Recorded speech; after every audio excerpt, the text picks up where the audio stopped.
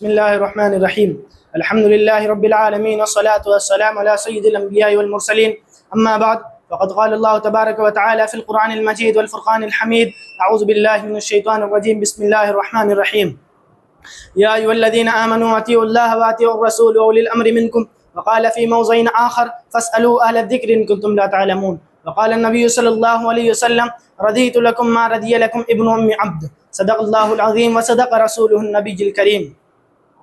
محترم بزرگوں اور دوستوں، آج کی اس محفل میں میری گفتگو کا موضوع وہ حضرات ہیں کہ جن کا اپنا بنایا ہوا نام اہل حدیث ہے، جنہیں ہم اور آپ حضرات غیر مقلدین کے نام سے جانتے ہیں۔ میں چاہتا ہوں کہ یہ بات کھل کر سامنے آ جائے کہ ہمارا اور ان غیر مقلدین کا کیا اختلاف ہے، ان کے باطل عقائد و نظریات کیا ہیں، ان کے بڑے اور چھوٹوں نے کیا افواہات و بکواسات کی ہیں، شریعت اسلامیہ کے ساتھ ان کا سلوک و برتاؤ کیا ہے۔ محترم دوستو، غیر مقلدین یہ وہی فرقہ ہے جو کافر کے ذبیحے کو حلال کہتا ہے، یہ وہی فرقہ ہے جو ناپاک آدمی کو قرآن چھونے کی اجازت دیتا ہے، یہ وہی فرقہ ہے جو سرور کائنات فخر موجودات احمد مجتبیٰ محمد مصطفیٰ صلی اللہ علیہ وسلم کی روضہ اقدس کی زیارت کے لیے سفر کو ناجائز اور حرام بتاتا ہے۔ یہ وہی فرقہ ہے جو ایک مجلس میں دی ہوئی 3 طلاقوں کو 3 نہیں بلکہ 1 مانتا ہے۔ یہ وہی فرقہ ہے جو تراویح کی 20 رکعت کو 20 نہیں بلکہ 8 مانتا ہے۔ یہ وہی فرقہ ہے جو جمعہ کی پہلی اذان کا انکار کرتا ہے۔ یہ وہی فرقہ ہے جو اجماع اور قیاس کی مخالفت کرتا ہے۔ یہ وہی فرقہ ہے جو صحابہ کے اجماعی فیصلوں کو ماننے سے انکار کرتا ہے۔ یہ وہی فرقہ ہے کہ صحابہ کرام اور ائمہ اعظام کو برا بھلا کہنا جس کا شیوہ زندگی بن چکا ہے۔ یہ وہی فرقہ ہے جو تقلید شخصی کے وجوب کا انکار کر کے اس کو شرک و ناجائز بتاتا ہے۔ ترم دوستو، یہ ایک مسلم حقیقت ہے کہ ملک ہندوستان میں جتنے باطل فرقے وجود میں آئے ان سب کی پشت پناہی انگریز نے کی۔ ملک ہندوستان میں فتنہ غیر مقلدین کی ابتدا 1246 ہجری میں ہوئی، جس کا بانی عبدالحق بنارسی تھا۔ حضرت سید احمد شہید رحمۃ اللہ علیہ نے کچھ ناسائشتہ حرکتوں کی وجہ سے اس کو اپنی جماعت سے نکال دیا تھا۔ اسی طرح علماء حرمین شریفین نے اس کے خلاف قتل کا فتویٰ لکھا تھا۔ بالآخر اس جماعت اور اس فتنوں کو انگریز کا تعاون ملنا شروع ہو گیا اور اس جماعت اس فتنے کے سربراہوں نے انگریز کے گیت گنگنانے شروع کر دیے۔ یہ وہی انگریز ہیں جنہوں نے اللہ کا مذاق اڑایا، جنہوں نے رسول کا مذاق اڑایا، جنہوں نے قرآن کا مذاق اڑایا، جنہوں نے مذہب اسلام کا مذاق اڑایا۔ یہ وہی انگریز ہیں جنہوں نے مذہب اسلام کو مٹانے کی خاطر تن من دھن کی بازی لگا دی۔ یہ وہی انگریز ہیں جنہوں نے مسلمانوں پر ظلم و ستم کے پہاڑ توڑے گئے، جنہوں نے مسلمانوں کو ہر طرح سے ستایا، مسلمانوں پر ظلم و ستم کے پہاڑ توڑے، ہر طرح سے ان کو مشق ستم بنایا، عورتوں کو بیوہ کر کے ان کا سہاگ لوٹا گیا، بچوں کو یتیم کر دیا گیا، قرآن و سنت پر عمل کرنے والے علماء کرام کو پھانسی کے پھندوں پر لٹکایا گیا، ان کو خنزیر کی کھالوں میں بند کر دیا گیا، ان کی لاشوں کو درختوں پر لٹکایا گیا، مسلمانوں کو خنزیر کی کھال میں سلوا کر گرم کڑھاؤ میں ڈالا گیا۔ اسی پر بس نہیں بلکہ شاہی خاندان کی وہ معزز خواتین کہ چاند و سورج جن کے دیدار سے ترستے تھے، در در کی بھیک مانگنے پر مجبور کر دیا۔ جن کے آنگن ہاتھی جھومتے تھے، پھوٹا کٹورا لے کر در در کی بھیک مانگنے پر مجبور ہو گئی۔ ایک طرف مسلمانوں کو خنزیر کا گوشت کھانے پر مجبور کیا جاتا تو دوسری طرف ہندوؤں کو منہ میں گائے کا گوشت ٹھوسا جاتا۔ الگرد ہر طرف تباہی و بربادی کا دور دور رہا تھا، خون پانی کی طرح بہہ رہا تھا۔ گلی اور کوچوں میں لاشیں اس طرح پڑی تھی کہ دن دہاڑے کوے ان کو نوچتے اور کھسوٹتے تھے۔ بات کو مختصراً یہ کہہ دینا چاہتا ہوں کہ اس بدبخت انگریز نے مسلمانوں پر وہ ظلم و ستم ڈھائے کہ انسانیت رونے لگتی ہے، دل دھڑکنے لگتا ہے، آنکھوں سے آنسو ٹپکنے لگتے ہیں، مگر قربان جائیں میرے اکابر اس اسلامی دشمن طاقت انگریز کا مقابلہ کر رہے ہیں، اور غیر مقلدین انگریزوں سے جہاد کے خلاف کتابیں لکھ رہا ہے، مسلمانوں کے زخم پر نمک، ان کا جانی مالی تعاون کر کے مسلمانوں کے زخم پر نمک چھڑک رہا ہے۔ محترم دوستوں، جس فرقے کا یہ حال ہو، ظاہر ہے کہ شریعت اسلام کے ساتھ اس کا سلوک و برتاؤ کیا ہوگا۔ چنانچہ ایسا ہی ہوا کہ صحابہ کے اجماعی فیصلوں کو ماننے سے انکار کیا جاتا ہے، بڑا شور مچایا جاتا ہے کہ تراویح کی 20 رکعت ثابت نہیں بلکہ 8 رکعت ثابت ہے، جبکہ عمر فاروق رضی اللہ تعالیٰ عنہ کے دور سے آج تک 20 رکعت پر اجماع چلا آ رہا ہے اور انشاءاللہ قیامت تک رہے گا۔ بیہقی کی سنن کبریٰ میں موجود ہے کانو یقومون علی عہد عمر بن الخطاب فی شہر رمضان ب20 رکعتا، کہ لوگ عمر فاروق رضی اللہ تعالیٰ عنہ کے دور میں 20 رکعت تراویح کی نماز پڑھتے تھے۔ دور حاضر کے غیر مقلدین نام و نہاد اہل حدیث کی بکواس سنیے کہتے ہیں کہ حضرت عمر فاروق رضی اللہ تعالیٰ عنہ کو کیا حق ہے کہ جو کام آپ صلی اللہ علیہ وسلم کے زمانے میں نہ ہوا اس پر اجماع کیا جائے۔ مزید برآں حضرت عمر فاروق رضی اللہ تعالیٰ عنہ کو بدعتی لکھتے اور بتاتے ہیں۔ کس عمر کے بارے میں ان کی یہ بے لگام زبان کھل رہی ہے؟ وہ عمر جس کو اللہ کے رسول رات بھر تڑپ تڑپ کر مانگے، وہ عمر جس نے اسلام کے ڈنکے بجا دیے، وہ عمر جس نے قیصر و کسریٰ کا غرور خاک میں ملا دیا، وہ عمر جس نے بیت المقدس فتح کیا، وہ عمر جس نے کفر و شرک کا گلا گھونٹ دیا، وہ عمر جس کی رائے پر مالک عرش نے فیصلہ کیا، وہ عمر جس کی تعریف نبی کی زبان نے کی، وہ عمر جو آج بھی پیغمبر کی بغل میں سویا ہوا ہے۔ محترم دوستو، صرف 20 رکعت تراویح کا مسئلہ نہیں بلکہ ایک مجلس میں دی ہوئی 3 طلاقوں کو 3 نہیں بلکہ 1 مانتے ہیں۔ حالانکہ پوری احادیث، پوری تاریخ اور ذخیرے احادیث کی چھان پھٹک کے بعد یہ بات معلوم ہوتی ہے کہ نبی کریم صلی اللہ علیہ وسلم کے زمانے میں صرف 3 مثالیں ایسی ہیں کہ جن میں 3 طلاقیں دی گئی ہوں، اور تاریخ گواہ ہے کہ آپ صلی اللہ علیہ وسلم نے ان تینوں کو نافذ فرمایا۔ میرا یہ دعویٰ ہے کہ کسی صحیح سند سے یہ ثابت نہیں کیا جا سکتا کہ آپ کے زمانے میں 3 طلاقیں دی گئی اور آپ نے اسے نافذ نہ فرمایا ہو۔ اس کے بعد حضرت عمر فاروق رضی اللہ تعالیٰ عنہ کے دور میں جب 3 طلاقوں کا رواج ہو گیا تو حضرت عمر فاروق رضی اللہ تعالیٰ عنہ نے بھی اس کو جاری فرمایا۔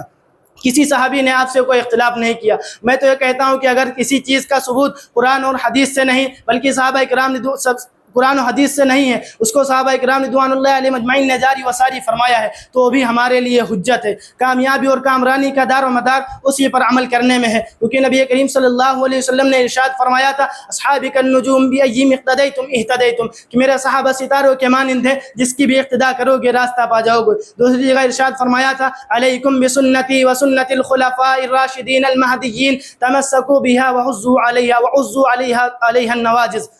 اس حدیث پاک میں جناب نبی کریم صلی اللہ علیہ وسلم نے قیامت تک کی آنے والی امت مسلمہ کو زور دے کر خطاب فرمایا کہ تم میری سنت کو مضبوطی سے تھامے رہنا اور ہدایت یافتہ خلفائے راشدین کو سنت کو مضبوطی سے تھامے رہنا۔ محترم دوستو، تراویح کی 20 رکعت کو نہ ماننا، اجماع اور قیاس کی مخالفت کرنا، ایک مجلس میں دی ہوئی 3 طلاقوں کو 3 نہیں ماننا بلکہ 1 ماننا، صحابہ کے تقدس کو پامال کرنا، ان سب کی وجہ کیا ہے؟ ان سب کی وجہ یہ ہے کہ غیر مقلدین نے تقلید کو خیر آباد کہہ دیا، اسے شرک اور ناجائز بتایا جاتا ہے۔ تقلید کیا ہے؟ اس کی حقیقت کیا ہے؟ سنیے، قرآن و سنت کے بعض وہ احکام جن میں اجمال، ابہام، پیچیدگی اور پوشیدگی نہیں ہوتی، ادنا سی عقل و فہم رکھنے والا آدمی بھی اس کو خوب سمجھ سکتا ہے۔ مثلا نماز، روزہ، حج وغیرہ کا فرض ہونا، شراب، زناکاری، بدفعلی، لواطت، چوری، ڈکیتی، قتل و غارت گیری کا حرام ہونا، کہ ادنا سی عقل و فہم رکھنے والا آدمی بھی اس کو بخوبی سمجھ سکتا ہے۔ لیکن قرآن و سنت کے بعض وہ احکام کہ جن میں اجمال، ابہام، پیچیدگی اور پوشیدگی ہوتی ہے، اگر ان مسائل میں ہم اپنی رائے سے عمل کریں تو یہ بات خطرے سے خالی نہ ہوگی بلکہ نقصانات ہی نقصانات سامنے آئیں گے۔ لہذا اگر ہم اس قسم کے مسائل میں ہم نے اپنے جلیل القدر اسلاف کی اتباع کی اور ان کی عقل و فہم پر اعتماد کیا تو ہمارے لیے سراپا احتیاط ہوگی، کیونکہ یہ ایک ناقابل انکار حقیقت ہے کہ ہمارے ان اکابرین اور سلف صالحین کا علم و فہم، ذہانت و امانت، تقوی و دیانت، پرہیزگاری ہر اعتبار سے ہم سے بڑھ کر تھی۔ لہذا اگر اس قسم کے قرآن و سنت کے مشکل اور پیچیدہ مسائل میں اگر ہم بزرگان دین کے قول و فعل پر اور ان کی بتائی ہوئی تشریحات پر عمل کر لیں تو اسی کو تقلید کہتے ہیں۔ میری باتوں سے آپ نے بخوبی اندازہ لگا لیا ہوگا کہ تقلید کی حقیقت اس کے سوا کچھ نہیں کہ جو شخص قرآن و سنت کے احکام نکالنے کی صلاحیت نہیں رکھتا، اگر وہ قرآن و سنت کے ماہر عالم مجتہد کی بتائی ہوئی تشریحات پر عمل کرے تو اسی کو تقلید کہتے ہیں۔ اسے ناجائز اور حرام بتانا کیسے جائز ہے؟ اسے ناجائز اور حرام بتانا، اسے شرک بتانا، یہ حماقت اور جہالت نہیں تو اور کیا ہے؟ قرآن پاک تقلید کے واجب اور ضروری ہونے کا کلم کلا اعلان کرتا ہے۔ ارشاد ربانی ہے، یا ایھا الذین آمنوا اطیعوا اللہ واطیعوا الرسول واولی الامر منکم، اے ایمان والو اللہ کی اطاعت کرو اور اس کے رسول کی اطاعت کرو اور علماء فقہا کی اطاعت کرو۔ دوسری جگہ ارشاد ربانی ہے، فاسألوا اہل الذکر ان کنتم لا تعلمون، کہ علماء سے پوچھ لو اگر تمہیں نہ معلوم ہو۔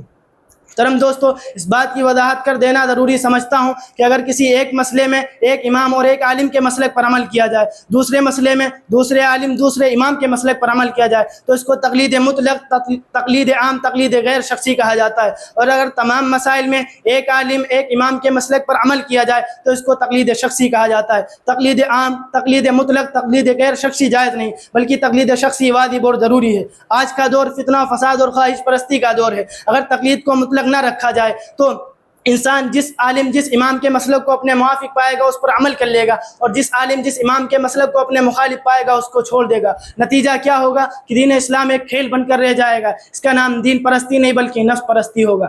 ترم دوستو یہ بھی یاد رکھنا ضروری ہے کہ تقلید ائمہ اربع یعنی امام اعظم ابو حنیفہ، امام مالک، امام شافعی، امام احمد بن حنبل رحمۃ اللہ علیہ کے درمیان منحصر ہے۔ اس کی وجہ یہ ہے ان کے سوا تمام ائمہ کی تقلید، کسی ائمہ کی تقلید جائز نہیں۔ اس کی صاف وجہ یہ ہے کہ ان ائمہ کا مذہب تواتر کے ساتھ منقول ہے، ان کے زمانے سے لے کر آج تک ان کے نقل کرنے والے اس قدر موجود ہے کہ جن کا شمار کرنا ممکن نہیں۔ اس کے برخلاف دوسرے ائمہ میں یہ بات نہیں پائی جاتی۔ خلاصہ یہ ہے کہ ائمہ اربعہ میں سے کسی ایک کی تقلید واجب اور ضروری ہے، اور اس کی بتائی ہوئی تشریحات پر عمل کرنا واجب اور ضروری ہے۔ نبی پاک صلی اللہ علیہ وسلم نے ارشاد فرمایا، رضیت لکم ما رضی لکم ابن ام عبد، کہ میں تمہارے لیے اس چیز پر راضی ہوں جو تمہارے لیے حضرت عبداللہ بن مسعود رضی اللہ تعالی عنہ پسند کرے۔ میں پوچھتا ہوں غیر مقلدین سے کہ اگر تقلید شخصی ناجائز اور حرام ہوتی تو آپ صلی اللہ علیہ وسلم نے حضرت عبداللہ بن مسعود رضی اللہ عنہ کی کیوں تخصیص فرمائی؟ مشکوٰۃ شریف کی حدیث میں کہ نبی کریم صلی اللہ علیہ وسلم نے ارشاد فرمایا کہ امیر کی بات سننا اور اس کی اطاعت کرنا اگرچہ ایک حبشی غلام ہی تمہارا امیر منتخب ہو جائے، کیونکہ میرے بعد زندگی کے مراحل میں بہت سے اختلاف پیدا ہو جائیں گے۔ کان کھول کر سن لو، اگر تقلید شخصی ناجائز اور حرام ہوتی تو آپ صلی اللہ علیہ وسلم ایک امام اور ایک خلیفہ کی تقلید پر اتنا زور نہ دیتے۔ کرم دوستو، آج غیر مقلدین کی طرف سے بڑا شور مچایا جاتا ہے کہ تمام صحابہ کرام اہل حدیث تھے، سلف صالحین اہل حدیث تھے، تابعین تبع تابعین اہل حدیث تھے، مسلمان فاتح اہل حدیث تھے، اہل علم کا لقب بھی اہل حدیث تھا، ائمہ اربعہ بھی اہل حدیث ہیں، اہل حدیث تھے، اسی وجہ سے ہم بھی اہل حدیث ہیں۔ حد ہو گئی کم عقلی کی۔ ذرا ان سے کوئی پوچھے صحابہ کرام کے عقائد تم جیسے تھے، تابعین تبع تابعین کے عقائد تم جیسے تھے، سلف صالحین کے عقائد تم جیسے تھے، ائمہ اربعہ کے عقائد تم جیسے تھے؟ نہیں، ہرگز نہیں۔ ایک طرف صحابہ کے تقدس کو پامال کیا جاتا ہے، صحابہ کے اجماعی فیصلوں کو ماننے سے انکار کیا جاتا ہے، تابعین اور تبع تابعین اور ائمہ اربعہ کی تقلید کو ناجائز اور حرام بتایا جاتا ہے۔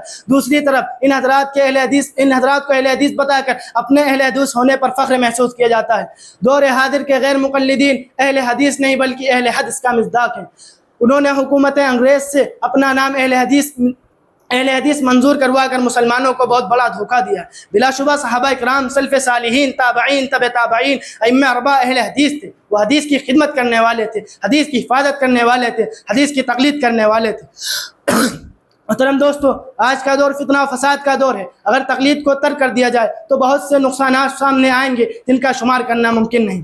بات کو مختصراً کہہ دینا چاہتا ہوں کہ غیر مقلدین وہی حضرات ہیں جنہوں نے انگریزی حکومت کو ہندوستان میں مسلمانوں کے لیے رحمت بتایا۔ یہ وہی حضرات ہیں جنہوں نے سلف صالحین اور اجماع اور قیاس کو ٹھکرایا۔ یہ وہی غیر مقلدین، یہ وہی لوگ ہیں جنہوں نے صحابہ جیسی عظیم جماعت کے تقدس کو پامال کیا، انہیں بدعتی بتایا۔ انہیں پتہ نہیں کہ ان کی زبانیں کس کے بارے میں بول رہی ہیں، ان کا قلم کس کے بارے میں چل رہا ہے۔ وہ صحابہ جنہوں نے اسلام کی خاطر گردنیں کٹا دی، عورتوں کو بیوہ بچوں کو یتیم کر دیا۔ وہ صحابہ جو سر بکم مجاہد تھے۔ وہ صحابہ کہ جب اسلام کو خون کی ضرورت پڑی خون دیا، جب مال کی ضرورت پڑی مال دیا۔ وہ صحابہ جنہوں نے مشکلیں جھیلی، جنہوں نے مشقتیں برداشت کی۔ وہ صحابہ جن کو قرآن پاک نے سچا اور پکا بتایا۔ وہ صحابہ جن کو قرآن نے متقی اور پرہیزگار بتایا۔ وہ صحابہ جو رب الجلال نے جن کی تعریف کی۔ وہ صحابہ کی جن کی خوشنودی کا پیغام اللہ تعالیٰ نے دیا۔ وہ صحابہ جن کی فضیلت قرآن نے بتائی۔ وہ صحابہ جن کی فضیلت حدیث نے بتائی۔ آج یہ غیر مقلدین انہی صحابہ کو بدعتی کہتے ہیں۔ مسلمانوں ہوشیار ہو جاؤ، غفلت کی نیند سے بیدار ہو جاؤ۔ آج مسلمانوں کے اندر طرح طرح کے فتنے رونما ہو رہے ہیں۔ ہمارا اسلام دبانے حال سے چیخ رہا ہے کہ ہمیں کسی نے نقصان نہیں پہنچایا، ہمیں برباد کرنے والا کوئی اور نہیں۔ کسی کی کیا مجال تھی کہ ہماری طرف آنکھ اٹھا کر بھی دیکھے؟ کسی کی کیا مجال تھی کہ ہمیں اب بھی کر سکتا؟ ہمارا جو کچھ ہوا یہ سب ہماری وجہ سے ہوا، اس کے ذمہ دار ہم ہی ہیں۔ اللہ تعالیٰ سے دعا ہے کہ اللہ تعالیٰ تمام مسلمانوں کو عقیدے کی سلامتی نصیب فرمائے۔ آمین ثم آمین۔ وآخر دعوانا الحمد للہ رب العالمین۔